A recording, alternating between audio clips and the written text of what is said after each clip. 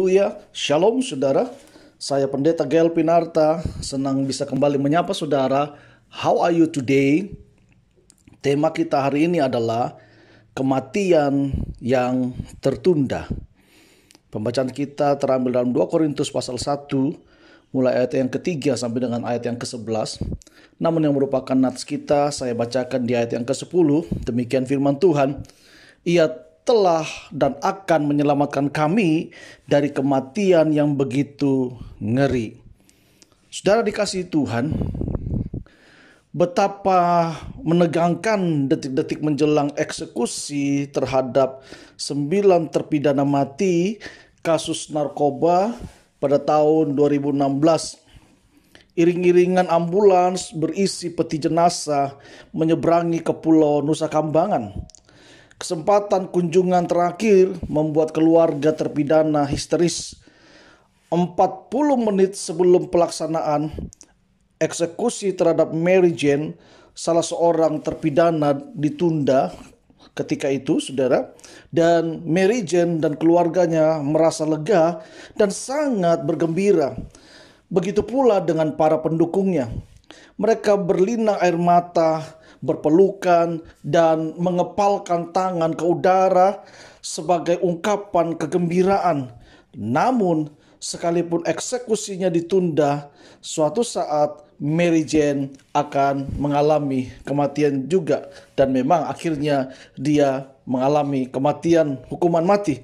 Nah, saudara yang dikasih dalam Tuhan, kematian yang tertunda dapat membangkitkan kegembiraan. Di dalam Kristus, orang percaya mengalami sesuatu yang jauh lebih menggembirakan. Kematian Tuhan Yesus di atas kayu salib bukan sekedar penundaan, melainkan pembatalan atas kematian kekal di neraka yang seharusnya kita alami akibat dosa yang kita lakukan. Saudara, Rasul Paulus mengatakan bahwa semua orang yang telah berbuat dosa dan telah kehilangan kemuliaan Allah. Itu bisa kita lihat di dalam Roma pasal 3 ayat 23. Bahkan di dalam Roma 6 ayat 23 dikatakan upah dosa ialah maut, tetapi kasih karunia Allah ialah hidup yang kekal dalam Kristus Yesus Tuhan kita. Pemazmur juga berkata, saudara, di dalam Mazmur 103 ayat yang keempat dikatakan, Dia yang menebus hidupmu dari lubang kubur, yang memahkotai engkau dengan kasih setia dan rahmat. Saudaraku dikasih Tuhan, percayalah kepada Tuhan Yesus yang memampukan kita sehingga kita bisa mengalami kehidupan. Karena itu setialah sampai mati, sehingga kita menikmati pembatalan atas kematian kekal yang harusnya kita terima. Yohanes 3 ayat 16 Alkitab mengatakan, karena begitu besar kasih Allah akan dunia ini, sehingga Dia mengaruniakan anaknya yang tunggal, supaya barang siapa yang percaya kepadanya tidak binasa, melainkan beroleh hidup yang kekal. Karena itu bagi saudara yang mendengarkan renungan How Are You Today hari ini, buka hati saudara, terima Yesus sebagai Tuhan dan Juru Selamat kalau saudara belum menerima Dia. Karena Wahyu 2 ayat 10 dikatakan, barang siapa yang membuka pintu hatinya, maka Yesus akan masuk dalam hidupnya dan duduk sehidangan makan bersama dengan Dia.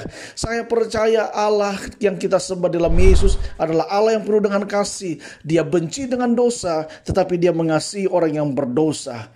Nah, apa yang kita renungkan dari renungan kita How Are You Today hari ini adalah kematian dan penebusan Tuhan Yesus membebaskan kita yang percaya kepadanya dari kematian kekal. Haleluya. Jika saudara diberkati dengan renungan How Are You Today hari ini, jangan lupa subscribe dan tekan lonceng yang ada di YouTube channel saya. Lalu share, like kepada semua orang. Saudara bisa bagikan keluarga, sahabat saudara, supaya mereka pun juga diberkati dengan berkat yang sama. Dan kalau saudara membutuhkan dukungan doa, saudara bisa menghubungi kami di 081 33 001 3330. Kami akan berdoa buat saudara, dan saya percaya Tuhan sanggup memulihkan, memberkati setiap kita dan menyelamatkan saudara dan saya. Saya Pendeta Gael Pinarta. Tuhan Yesus memberkati kita. Amin.